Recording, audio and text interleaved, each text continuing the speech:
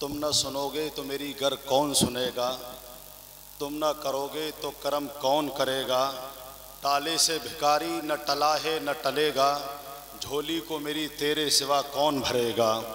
झोली को मेरी तेरे सिवा कौन भरेगा। और अपना दामन शफात में छुपाए रखना, मेरे सरकार मेरी बात बनाए रखना।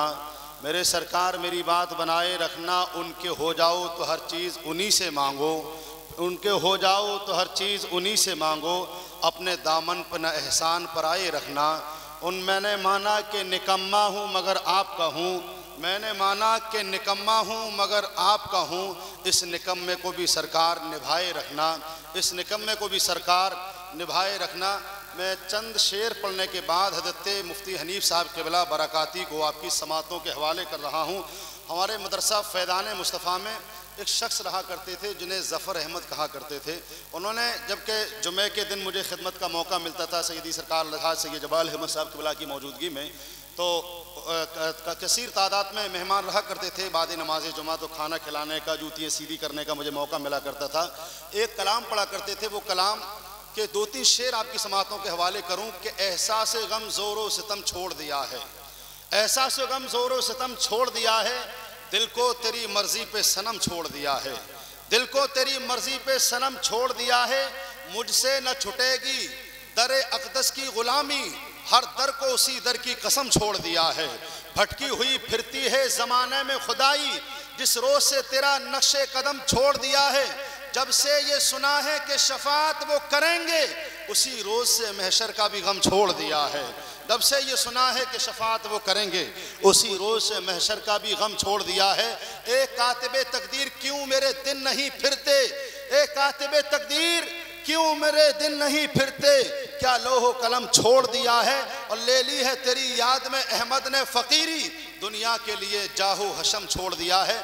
खलीफा हुजूर रफ़ीक़ मिल्लत हज़रत मुफ्ती हनीफ कानपुरी बरकाती से आपकी मुलाकात करवा रहा हूँ। उनके उर्से नूरी में हुजूर रफ़ीक़ मिल्लत ने कहा था कि अक़ीदत में इतने न बढ़ जाओ कि अक़ीदे ख़राब हो जाए। और उस ख़तीब से आपकी मुलाकात करवा रहा हूँ। तारुफ़ के लिए यही एक जुमला काफ़ी है कि हुजूर रफ़ीक़ मिल्लत जिसके लिए अपना टाइगर कहते हैं, सुभान अल्लाह, जिसके लिए अपना टाइगर कहते हैं, यही काफ़ी है। और चूँकि ये चहीते हैं महारेरा के, ये चहीते हैं बरेली के, हुजूर रफ़ीक़ मिल्लत फरमाते हैं कि मैं कितना प्यार करता हूँ मुफ्ती हनीफ कानपुरी से, मैं जानता हूँ। तो अल्हम्दुलिल्लाह आप इतने से ही समझ गए होंगे कि किस शख्स को आपके हवाले कर रहा हूँ। मोहब्बत के साथ नारा लगा लें, नारे तकबीर। अच्छा, अखीर मुकर्रिर को जब पेश किया जा रहा है तो इतने धीमे से भी काम मत करिए, ज़रा मोहब्बत से बोल दीजिए, नारे तकबीर, नारे रिसालत, नारे रिसालत। उलमाए अहले सुन्नत हज़रत मुफ्ती हनीफ बरकाती साहिब क़िबला, जश्न दस्तार बंदी अलहाज सैयद जमाल अहमद साहिब क़िबला, नारे तकबीर। अस्सलामु अलैकुम व रहमतुल्लाहि व बरकातुहू। नहमदुहु व नुसल्ली व नुसल्लिमु अला रसूलिहिल करीम, अम्मा बाद। फ़अऊज़ु बिल्लाहि मिनश शैतानिर रजीम, बिस्मिल्लाहिर रहमानिर रहीम। ज़ालिकल किताबु ला रैब फ़ीह व क़ाल अन्नबिय्यु अलैहिस्सलाम खैरुकुम मन तअल्लमल क़ुरान व अल्लमह। आमन्तु बिल्लाह सदक़ल्लाह। हज़रात, ये बच्चे हाफिज़े कुरान बने।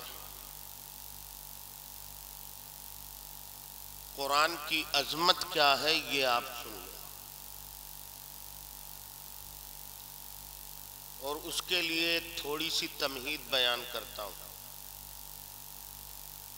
बहुत मुख्तसर सी। और कोई उठक बैठक मेरी तकरीर में नहीं चाहिए, जैसे साइलेंट बैठे हैं ऐसे ही बैठे रहिए। एक थोड़ी सी तमहीद सुनिए और कुरान की अज़मत का एहसास करिए। जब कुरान की अज़मत का एहसास होगा तो इन बच्चों की अज़मत का तुम्हें एहसास होगा जिनके सीनों में कुरान महफूज हो गया। अल्लाह ने हमें और आपको बनाया, हमारी हिदायत के लिए अपने कुछ ख़ास बंदे भेजे। उन खास बंदों को हम नबी कहते हैं। और नबी की नबूवत की तायीद के लिए अल्लाह ने उस बंदे को एक ख़ास कुव्वत और ताकत अता फरमाई। उस ख़ास ताकत व कुव्वत का नाम मोजेज़ा। अल्लाह ने हर नबी को मोजेज़ा अता किया। अगर किसी ने नबी की नबूवत का इनकार किया तो उस मोजेज़ा ने गवाही दी कि नहीं, ये अल्लाह का नबी है। हजरत आदम से लेकर हजरत ईसा तक नबी आए,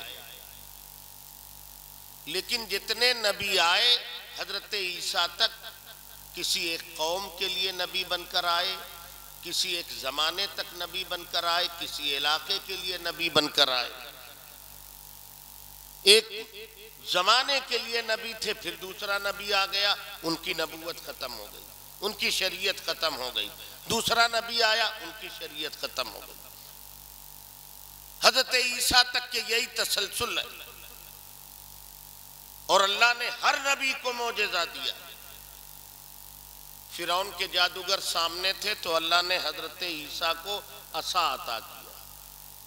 जादूगरों ने रस्सी से सांप बनाया, हजरत मूसा ने असा डाला, अजदहा बना, सब खा डाला। यदे बैजा अता किया, बगल में ले जाते ऐसे करते तो ऐसी रोशनी फूटती कि 14वीं का चांद शर्मा जाए। हजरत यूसुफ को ताबीर रूया, ख्वाब की ताबीर का इल्म दिया। उनका जमाना था, बड़े बड़े मुअब्बिरीन मौजूद थे, मगर जहां सारे ख्वाब बयान करने वाले घुटने टेक देते वहां हजरत यूसुफ का इल्म काम आता। ये मौजूदा था। यूनान के अतिब्बा और यूनान के हुक्मा हर तरह के मर्ज और उनका इलाज तलाश लिया, सिवाय 3 चीजों की: अंधा, सफेद दाग वाला और मुर्दा। अल्लाह ने हजरत ईसा को भेजा। जो कोई नहीं कर सकता था वो काम हजरत ईसा ने किया। जोर से कहो यार। सफेद दाग वाले को छुआ तो हुस्नो जमाल का पैकर हो गया। अंधे को थूक लगाया, बीनाई वापस आ गई। मुर्दे को ठोकर मारा, जिंदगी अता कर दी। जो काम कोई ना कर सका वो काम पैगंबर, ये उनका मौजूदा था। मगर मेरे हजरत आदम से लेकर हजरत ईसा तक जितने नबी आए, सब की नबूवत एक महदूद जमाने और महदूद इलाके के लिए। मगर आखिर में जब अल्लाह ने अपने महबूब को भेजा तो वला कि रसूल अल्लाह व खातमन नबीन का ताज भी उन्हें अता किया कि अब इनके बाद कोई नया नबी नहीं आएगा, कोई नया नबी पैदा नहीं होगा। तो नबी की उस वक्त की जिंदगी से लेकर कयामत तक के मेरे मुस्तफ़ा की नबूवत है नहीं। मेरे अब कोई नबी नहीं आएगा तो कयामत तक के मेरे मुस्तफ़ा की नबूवत और रिसालत है। अब सुनिएगा बात। सरतापा मुस्तफ़ा मोजेज़ाएं, वो चले तो मोजेज़ा, वो उठे तो मोजेज़ा, वो खाए तो मोजेज़ा, वो सोए तो मोजेज़ा, वो कहे तो मोजेज़ा। शक्कुल कमर भी मोजेज़ा है, रजते शम्स भी मोजेज़ा है, टूटी हुई हड्डी का सही कर देना भी मोजेज़ा है, बही हुई आंख में रोशनी अता कर देना भी मोजेज़ा है, खारे पानी को थूक डाल के मीठा बना देना ये भी मोजेज़ा है। मगर सुनो, जब नबी की नबूवत सुबह कयामत तक के लिए है तो मुस्तफ़ा को एक ऐसे मोजेज़े की जरूरत थी जो मोजेज़ा हर दौर में नबी की नबूवत की तायीद करे, हर जमाने में नबी की नबूवत की तायीद करे, हर इलाके में नबी की नबूवत की तायीद करे। वो मोजेज़ा सूरज को लौटाने का मोजेज़ा नहीं है, चांद को फेरने का मौजज़ा नहीं है, हड्डियों को जोड़ने का मौजज़ा नहीं है, पानी को मीठा बनाने का मौजज़ा नहीं है। वो मौजज़ा जो मुस्तफ़ा की नबूवत की तायीद हर दौर, हर इलाका, हर जमाना, हर मुल्क में करेगा, उस मौजज़े का नाम कुरान है। उस मौजज़े का नाम कुरान है जो नबी की नबूवत की तायीद हर दौर में करेगा, हर दौर में। और मैं तुम्हें बताता हूं इस दौर में भी कुरान कैसी हिदायत देता है और कैसे नबी की नबूवत की तायीद करता है। ऑस्ट्रेलिया के एक बहुत बड़े डॉक्टर हैं, साइंसदान हैं, उनका नाम है डॉक्टर मोरिस बुकायले, ईसाई साइंसदान। उनकी एक किताब है, उस किताब का नाम है इस्लाम, बाइबल, कुरान और साइंस। उसमें उन्होंने अपना एक वाकया लिखा है। वो लिखते हैं कि एक दिन मैं जर्मन के साइंसदान का एक लेख पढ़ रहा था, मजमून पढ़ रहा था। तवज्जो है मुसलमानों, कुरान, कुरान जिसे ताकों में सजा दिया है तुमने, वो कुरान कितना अजीम है। कहता है कि मैंने जर्मन के, तवज्जो से सुन रहे हैं ना आप, कहता है जर्मन के साइंसदान का लेख मैंने पढ़ा तो जर्मन के साइंसदान ने उसमें लिखा था कि दुनिया की जितनी जानदार चीजें हैं सबकी असल पानी है। यानी दुनिया में जितनी जानदार चीजें हैं सब पानी से पैदा है। ये बात तो उसने लिखी मगर इसकी कोई दलील नहीं। तो डॉक्टर मोरिस बुकायले लिखते हैं कि मैंने ये बात सुनी और पढ़ी जब, और देखा उसने कोई दलील नहीं दिया, तो मैंने आज खुद साइंस में इसकी दलील तलाशना शुरू किया, लेकिन मुझे कोई दलील ना मिली। कहता है कि मैं परेशान हो गया। जब साइंस ने कोई रहनुमाई नहीं की तो मेरे दिल में आया कि ये नज़रिया जर्मन के साइंसदान ने शायद किसी मजहबी किताब से लिया हो, तो चलो मजहबी किताबों का मुताला करें, शायद किसी मजहबी किताब में ये चीज़ लिखी हो। तो कहता है मार्केट गया, बाइबल लिया, जबूर लिया, इंजील लिया और मजहब की किताबें ली। कहता है खुद लिखता है, किताब का नाम मैंने बताया, पढ़ लीजिएगा, खुद लिखता है कि जो भी किताबें मुझे मजहबी मिल सकी मैंने सारी किताबों को पढ़ा, मगर किसी मजहबी किताब में मुझे ये चीज नहीं मिली कि दुनिया की तमाम जानदार चीजों की पैदाइश पानी से हुई। कहता मुझे कुरान से और इस्लाम से सख्त दुश्मनी थी। कुरान का नाम आता तो झुल्ला जाता, मुसलमान को देखता तो मैं गुस्से से लबरेज हो जाता। कहता सब किताबें जो मार्केट में दस्तयाब थी मैंने पढ़ ली सिवाय कुरान के। कहता फिर एक दिन रात में मैं लेटा था, सोचता रहा, तो यकायक अचानक मेरे जहन में ये बात आई कि यार ठीक है कुरान से दुश्मनी है हमें, लेकिन कुरान भी तो एक मजहब की किताब है, चलो उसको पढ़ के देखते हैं, पढ़ने में क्या जाता है, हो सकता है कुरान में हमें ये बात मिल जाए। तवज्जो है, मेरी तरफ देखो, उधर क्या है, मेरी तरफ देखो, मुझे सैयद साहब का चेहरा देखो, इनसे खूबसूरत चेहरा किसी का है क्या? रसूलुल्लाह का निथरा निथरा खून इनकी रगों में, तेरी नस्ल पाक में है बच्चा बच्चा नूर का, तू है ऐने नूर, तेरा सब घराना नूर का है। इनका चेहरा देखो यार। और अल्लाह कसम बहुत सारे लोग कुरान तो कुरान, इनका चेहरा देखते हैं तो ईमान ले आते हैं।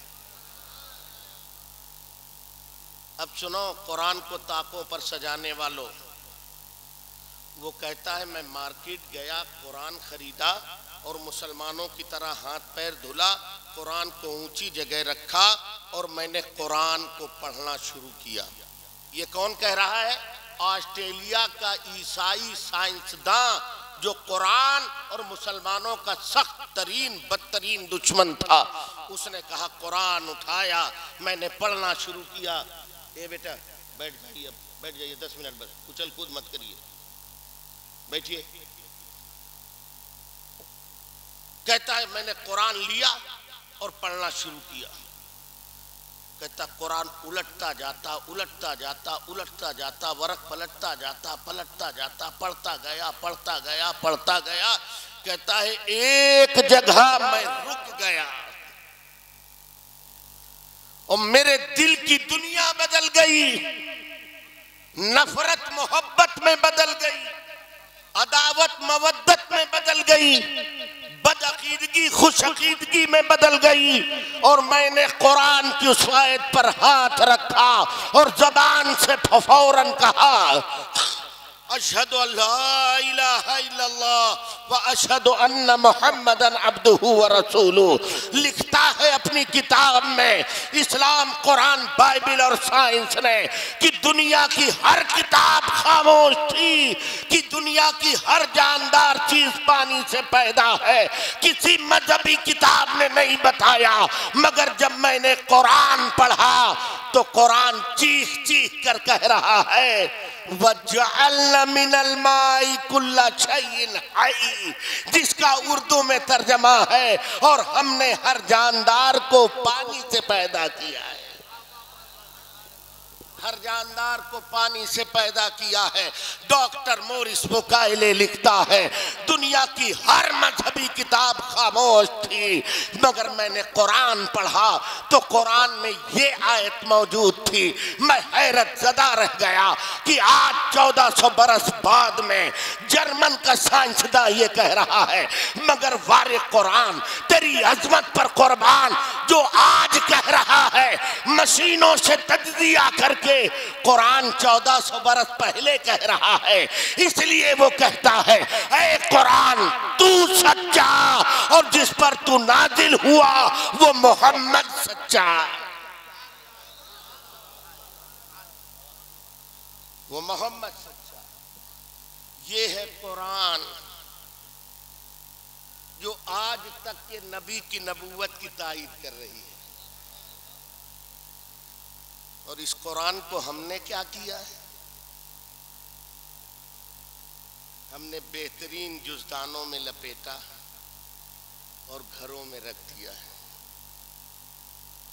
पढ़ते कब है, अम्मा मर गई तब,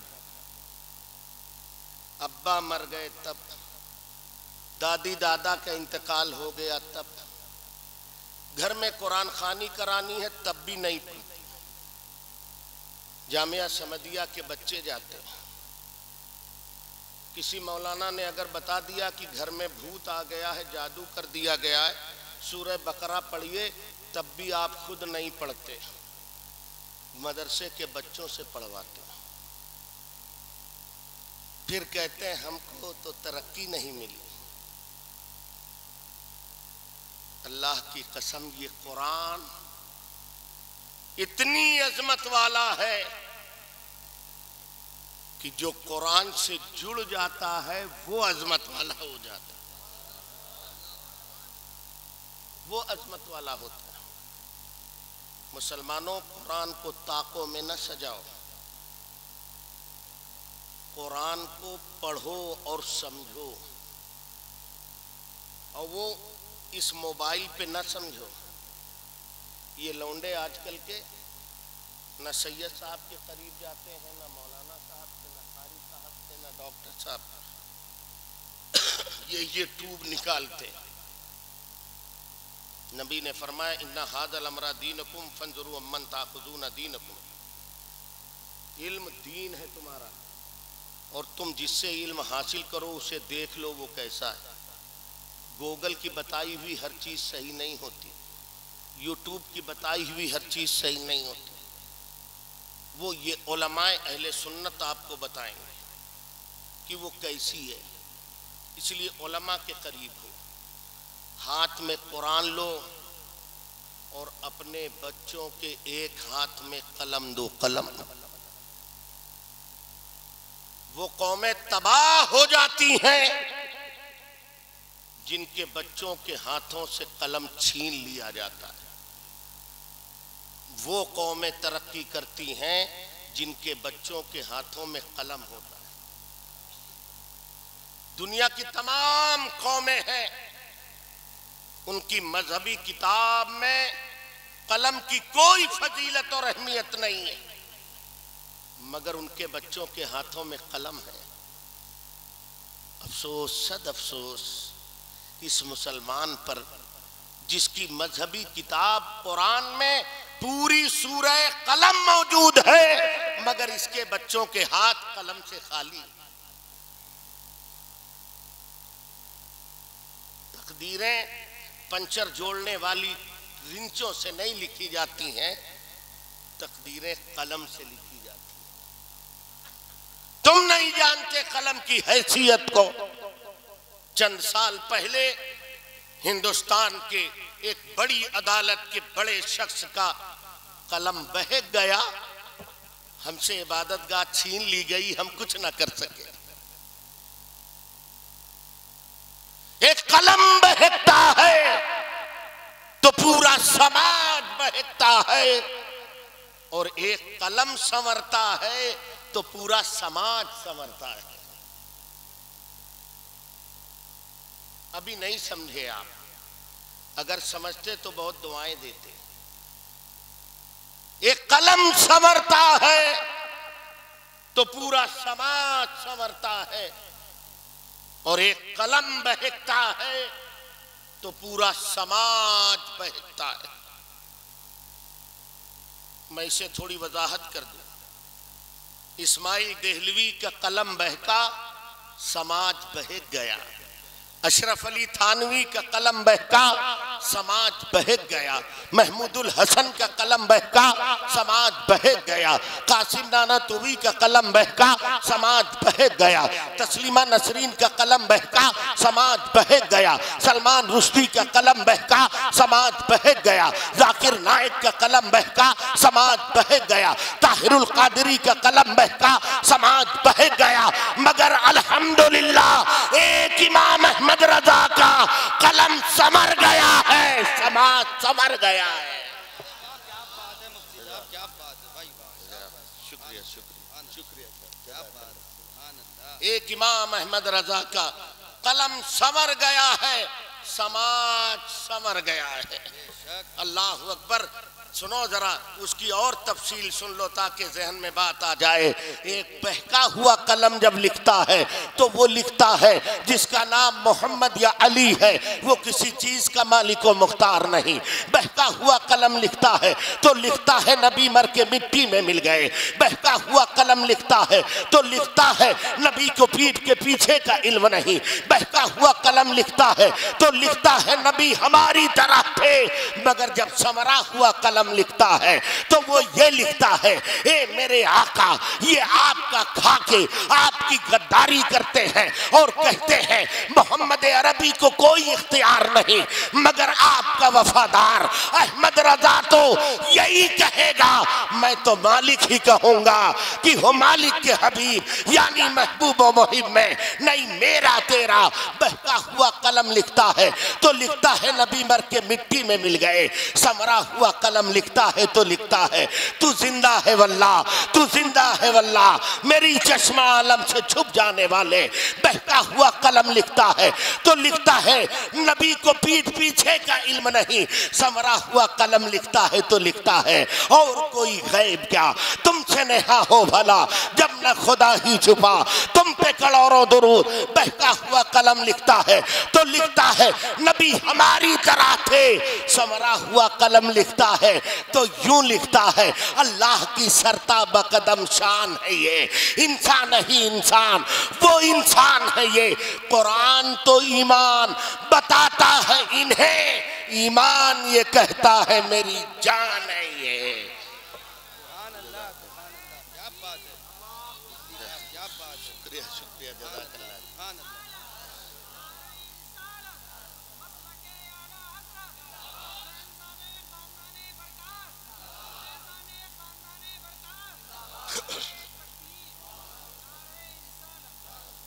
ये है कलम की ताकत। इसलिए मुसलमानों, अपने बच्चों को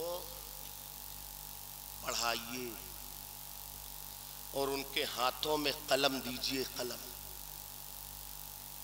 और ये मदरसे, इन मदरसों की हिफाजत करो। तुम नहीं जानते इनकी हैसियत को, मगर तुम्हारा मद्दे मुकाबिल मदरसों की हैसियत को समझता है। हमारे पार्षद साहब बताएंगे, वो थोड़ा सा सियासत में रहते हैं, वो जानते हैं।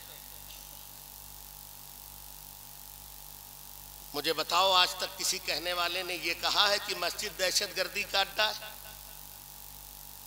नहीं। जब भी कहा जाता है तो कहा जाता है मदरसे दहशतगर्दी का अड्डा।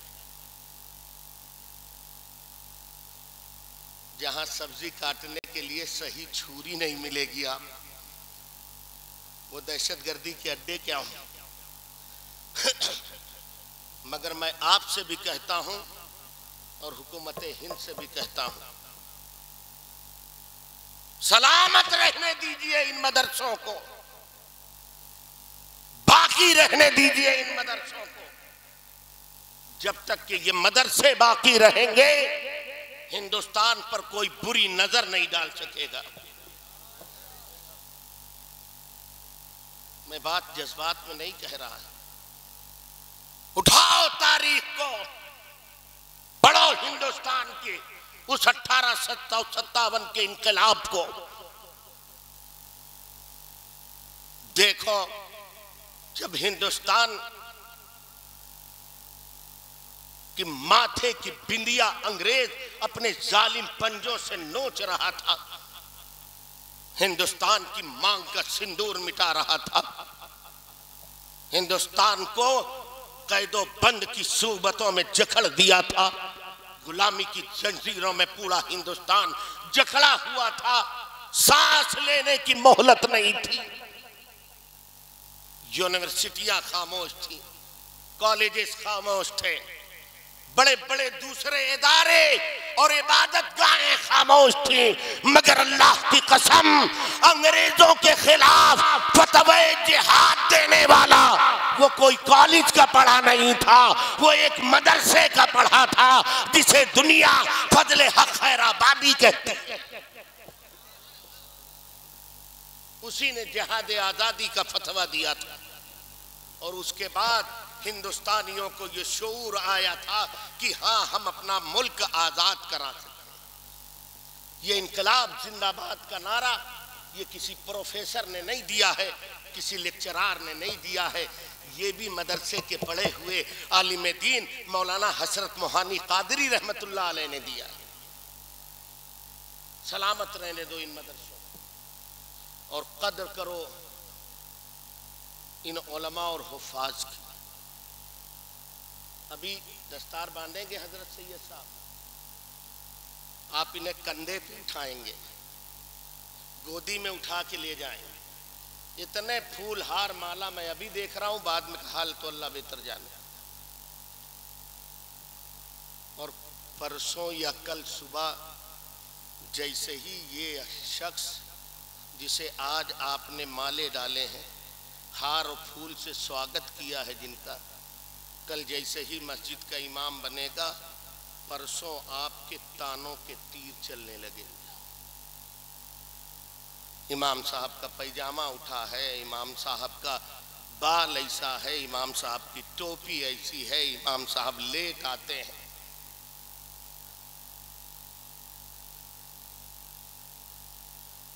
छोड़ दो इन बातों को, इन उलमा की कद्र करो। अगर तुम इन्हें फरिश्ता समझते हो तो तुम्हें ये सब कहने का हक है, और अगर ये तुम्हारी तरह इंसान हैं तो इनसे भी कभी कभी खता हो सकती, लेकिन उस खता को आपको हक नहीं है कि चौराहों पे बैठकर आप इनकी बुराइयां करें। कैसे हुसैनी हो तुम? अल्लाहु अकबर।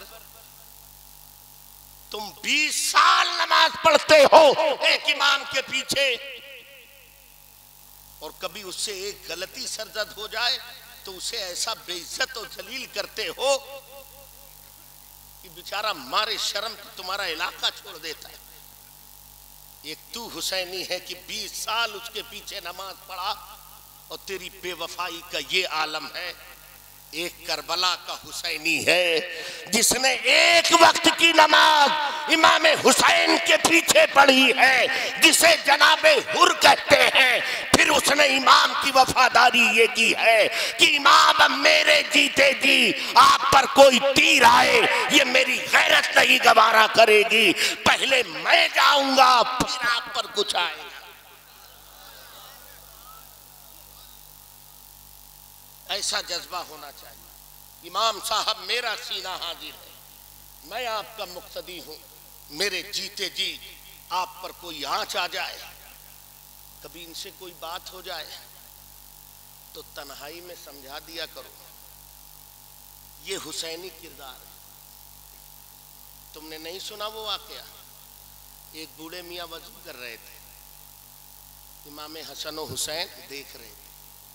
इमाम हुसैन ने देखा कि उन्होंने वजू गलत किया तो बूढ़े मियाँ पे चिल्लाने, ए बुढ़ऊ हट इधर आ, तूने गलत वजू किया, चल फिर से वजू कर। शहजादे रसूल थे, जमाना ने जन्नत के सरदार हैं, चाहते तो जैसा चाहते कहते, किसी में क्या हिम्मत और जुर्रत थी। अरे हजरत उमर में जुर्रत नहीं थी, जब ये पहुंचते थे तो मिंबर छोड़ देते थे और कहते थे, ए उमर ये मिंबर न तुम्हारा है न तुम्हारे बाप का है। तो हजरत उमर मुस्कुरा के कहते थे, शहजादे सही कह रहे हैं, ये मिंबर आपका है, आपके बाप का है। अल्लाह अकबर, ये शान। तो क्या किया? अपने भैया से कहा, भैया मैं वजू करता हूं, आप देख लो, अगर कहीं कोई गलती हो तो मुझे बता देना। बूढ़े मियाँ की समझ में आया कि हुसैन नवासे रसूल वजू करने जा रहा, तो ये तो वैसे ही वजू करेंगे जैसे इनके नाना ने सिखाया। अरे जोर से बोल रहे यार, कोई हुसैनी ऐसे खामोश रहता है क्या? और जोर से बोलो। हाँ माशाल्लाह। गए वजू किया, बूढ़े मियाँ खड़े हो गए। जहां गलती की थी उन्होंने, उनको एहसास हो गया, फौरन जाके उन्होंने अपने वजू का इयादा किया। तो इमाम पाक ने अपने मानने वाले को अपने किरदार से समझा दिया, कैरेक्टर से समझा दिया। हुसैन हुसैन के नारे लगाते हो, या हुसैन जिंदाबाद, या हुसैन जिंदाबाद, कभी उनका किरदार अपनाते भी हो? कभी नहीं अपनाते। खाली मुहर्रम में खिचड़ा देगों बनता है कि नहीं आपके यहाँ? बनता है ना, खूब बनाते हैं ना, सबको खिलाते भी हैं। 11वीं में डेगे बनती है, बिरयानी खिलाते हैं। रबीउल अव्वल शरीफ में तबर्रुक लुटाते हैं, खूब लुटता है ना। ए मेरे भाइयों, अब मेरा एक पैगाम सुनो। तकरीर तो मैं कभी आऊँगा फुर्सत के लम्हात में, हज़रत ने याद किया तो मैं अर्ज करूँगा। बस 2-4 बातें पैगाम की सुन लो और वो तबर्रुक के तौर पर यहाँ से ले जाओ। खिचड़ा 10 डेग बनाया तुमने, सबको खिलाया, नेता भी हैं अभिनेता भी हैं। 11वीं में डेग बनाई, मालदार लोग आए, खा के चले गए।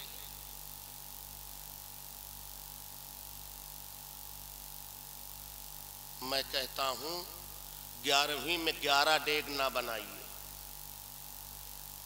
मुहर्रम में 10 डेग खिचड़ा ना बनाइए, 11वीं में 1 डेग बिरयानी बनाइए, मुहर्रम में 1 डेग खिचड़ा बनाइए।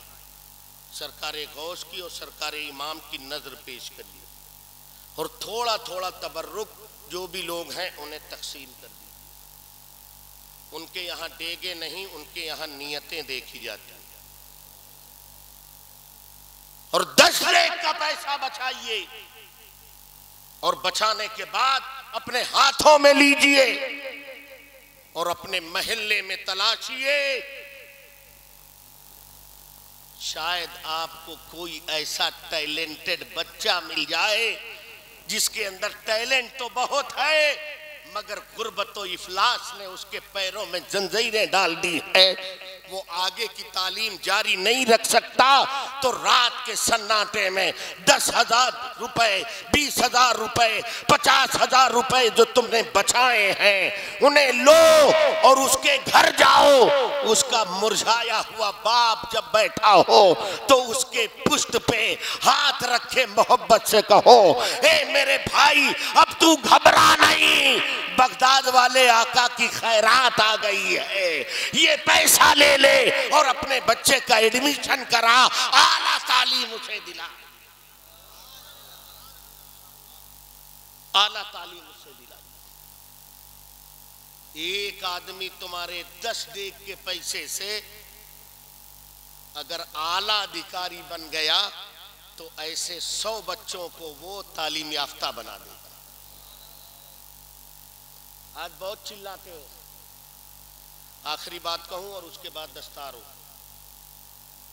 काम की बातें किया करो सुन्नी हो। ये नारे जो लगाते हो, गौस का दामन नहीं छोड़ेंगे, ख्वाजा का दामन नहीं छोड़ेंगे, इनका नहीं छोड़ेंगे, किसी का पकड़ा ही नहीं है, छोड़ोगे क्या? बहुत तबसरे करते हो,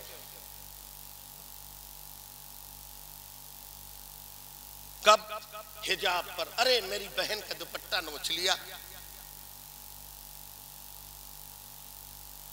करते हो कि नहीं करते? हिजाब पे तबसरा करते हो कि नहीं करते हो? कुछ लोग तो मुझे ऐसे देख रहे हैं कि मैं कोई अजीब बात कह रहा हूं। अगर आज की दुनिया में तुम्हें ये बात अजीब लग रही है तो किसी जंगल में चले जाओ, अल्लाहू अल्लाहू करो, फिर तुम्हें दुनिया में रहने का कोई हक नहीं। मल्लम यारिफ अहला ज़मान ही फहुआ जाहिल। आला हजरत फरमाते हैं जो अपने ज़माने वालों को न जाने वो जाहिल है। अभी पर्दे का मसला उठा है कि नहीं? हिजाब के साथ नहीं जाने देंगे। कुछ कर लिया तुम लोगों ने या हम लोगों ने? बताओ बताओ। मगर क्या फर्क पड़ता है, मुसलमान तो हैं। 5 किलो बोटी 10 किलो रोटी खाया, जबरदस्त तरीके से सोया, सुबह उठा, मंजन किया, गुटखा डाला, सिगरेट दबाई, मोबाइल हाथ में, मुसलमान है। नारे तकबीर की सदा है, गौस का दामन है।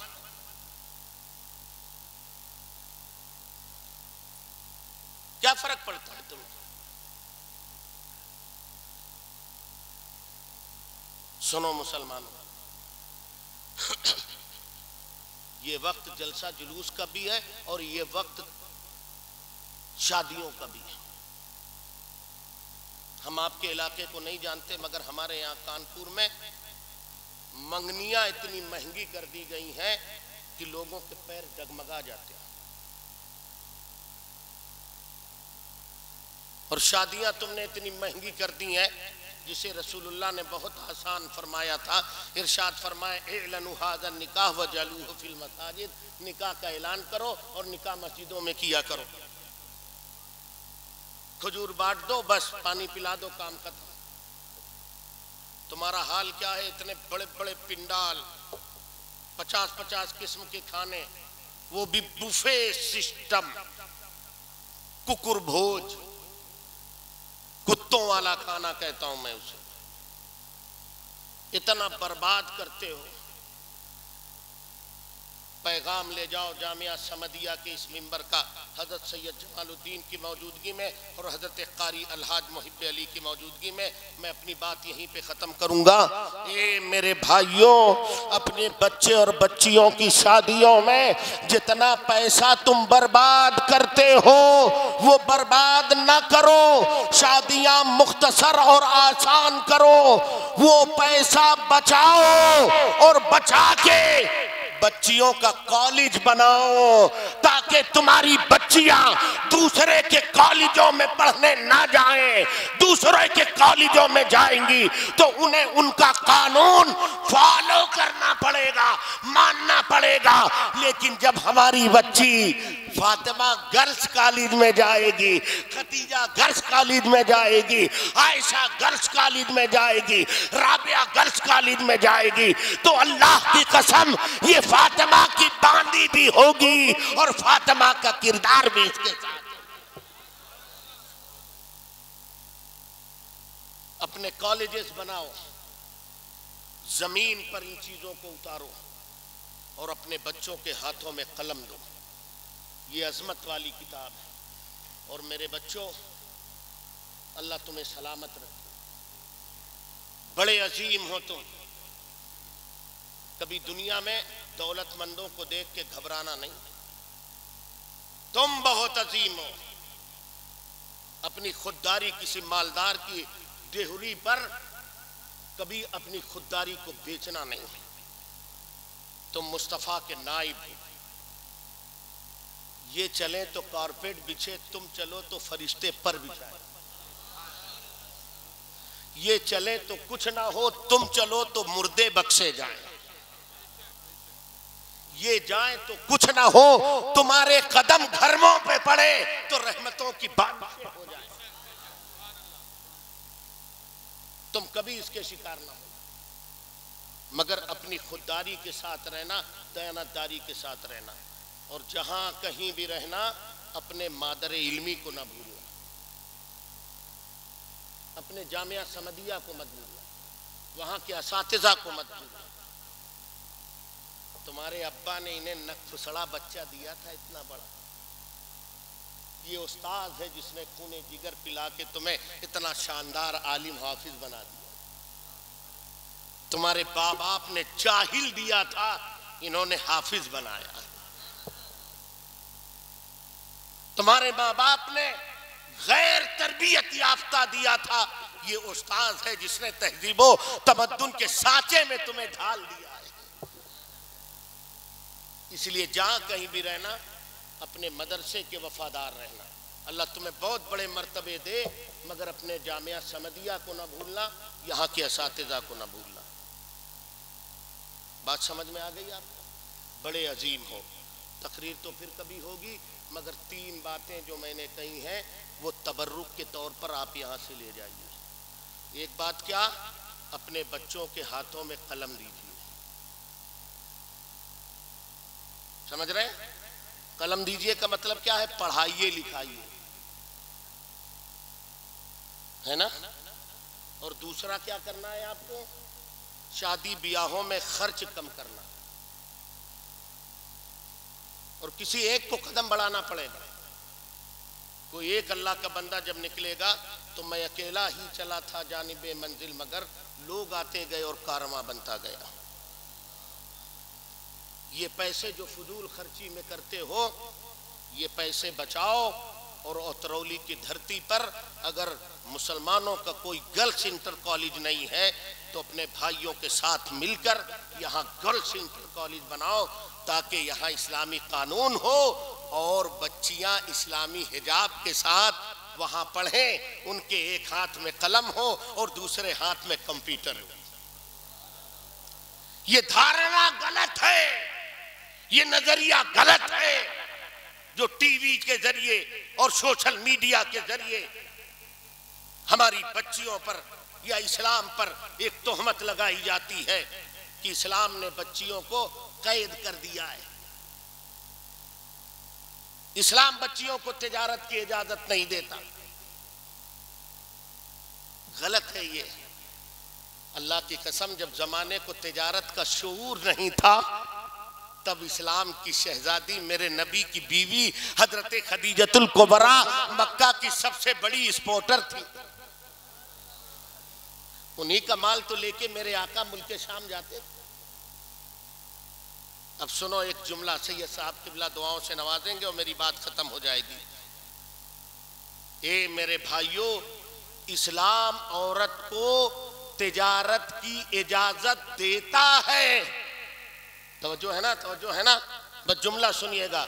इस्लाम औरत को तिजारत की इजाजत देता है, मगर औरत खुद सामाने तिजारत बन जाए इसकी इजाजत नहीं देता। औरत खुद सामाने तिजारत बन जाए इसकी इजाजत नहीं देता। हम वो कौम नहीं है जो बच्चियों की बरहना तस्वीरें शैम्पू और साबुन पे लगा के बेचे। हम वो गयूर कौम है जो लम्हा लम्हा अपनी बच्चियों की इज्जतों आबरू की हिफाजत करते हैं, चाहे उसके लिए हमारी जान की। बच्चियों को पढ़ाइए, इन उलमा की कद्र करिए, मस्जिदों को आबाद करिए। मस्जिदों को आबाद करने का मतलब ये नहीं है कि संगे मरमर लगा दो, फिरोजाबाद का झूमर लगा दो, आबाद हो गई। नहीं, मस्जिद की खूबसूरती न राजस्थान के पत्थर से है न फिरोजाबाद के झूमर से है, मस्जिद की खूबसूरती सजदों के झूमरों से है। हम और तुम अल्लाह का घर आबाद कर दो, अल्लाह हमारे घर आबाद कर देगा। वमा अलैना